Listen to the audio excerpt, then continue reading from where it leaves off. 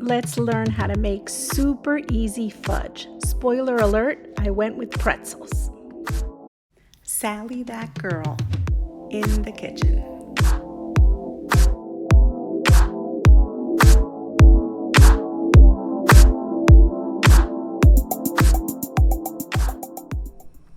Hi everyone, and welcome to another episode of Sally that girl in the kitchen. In today's episode, I'm going to teach you how to make super easy fudge. And the best part, you choose your add-in and your topping. I am not going to dictate how you make your fudge. So I am going to be using my add-in and topping of choice. But the beauty of this recipe is you can mix it up however you want. You can add nuts, you can add marshmallows, you can add crushed up Oreo cookies, you can add colorful cereal like Fruity Pebbles or anything you want to top it on the inside or outside. You can go for pretzels, which gives it that little salty taste. That's one of the ones that I actually prefer because I love that little salty, crunchy combination with the smoothness of this delicious chocolate fudge. But you choose whatever you want to mix in and it's going to be delicious. So I'm super excited to teach you how to make this. So let's not wait another second and let's get started. For today's recipe, you will need 24 ounces of semi-sweet chocolate chips. I'm going to be making a semi-sweet fudge, but of course you can use the chocolate of your choice. 14 ounces of sweetened condensed milk. 1 tablespoon of butter. I'm using salted butter. 1 teaspoon of pure vanilla extract. 1.5 cups of chopped pretzel sticks, plus another 1/2 cup separate. Or of course, you can substitute this with the add-in and topping of your choice. You will also need an 8-inch square baking dish. I'm going to be using a Pyrex, but you can go with metal or whatever material you'd like. You'll also need a long, thin knife for cutting your fudge. You'll need a spatula, a can opener, of course, to open your sweetened condensed milk, a spoon, some measuring spoons, some dry measuring cups, a bowl, some wax paper, and some plastic wrap. You will also need a medium-sized pot. And now would be a good time to line your pan with wax paper to help with the removal of your fudge. Before you start, break up your topping and mix in and separate 1.5 cups and 1/2 cup. Then put your pot on your stove, and then to that pot you're going to add all of your chocolate chips. And then of course this one is quality control. And then you're just going to spread them out so they cover the bottom of your pot. Now, to that, you're going to add your butter, and then right on top of that, you're going to add your pure vanilla extract.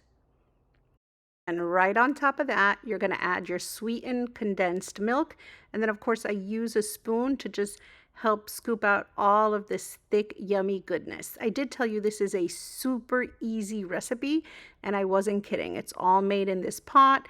It's super easy. You just put everything right on top of each other. So once all of your ingredients are in, you're just going to turn your stove on to medium heat, and then you're going to grab your spatula. Just make sure you're using something that is heat safe, and then you're just going to start stirring the ingredients together.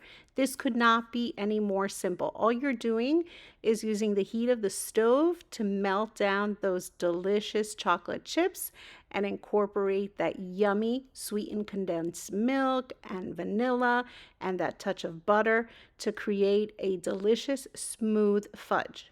Now the trick here is to just keep stirring the entire time. Notice that I hold my pot with my left hand, and then I use my right hand and the spatula to just incorporate the ingredients as they start to melt down. It will only take a few minutes for all of your ingredients to incorporate. This goes quicker than you think. And of course, the heat on each stove varies, so it will vary depending on how hot your stove runs. But on my stove, this whole process didn't even take a full 5 minutes. I just kept stirring as the chocolate melted and just used my spatula to scrape down the sides as I went. And before I knew it, I had a thick, creamy mixture. So once everything has incorporated, you can turn your stove off, and then you're going to remove your pot from the heat. So now look at how amazing the texture of my chocolate is. It's just creamy and smooth. And of course, I'm using semi-sweet chocolate, so it's going to look different depending on the type of chocolate you're using. So now I'm grabbing 1.5 cups of these pretzels that I just broke with my hand into smaller pieces. So 1.5 cups go inside the fudge, and then I'm saving another 1/2 cup for my topping. Of course, you can use a different topping than you are using as your add-in, or you can mix a few things. You could add marshmallows, you can add nuts, you can go crazy with your toppings and your add-in. This is just a suggestion. I happen to love semi-sweet chocolate with pretzels, but you do you. Customize this to your liking. So now my pretzels have been mixed in, and what I'm going to do is I'm going to use my spatula, and I'm just going to add all of this right into that pan that I lined with wax paper. And the wax paper, you're going to have to peel it off the bottom of your fudge once your fudge sets, but it really helps so that your fudge does not stick to your pan. So once your mixture is in, all you want to do is use your spatula to spread the mixture out. You just want to create an even layer of this chocolate fudge so that when you cut it up into squares, they are all just about the same thickness.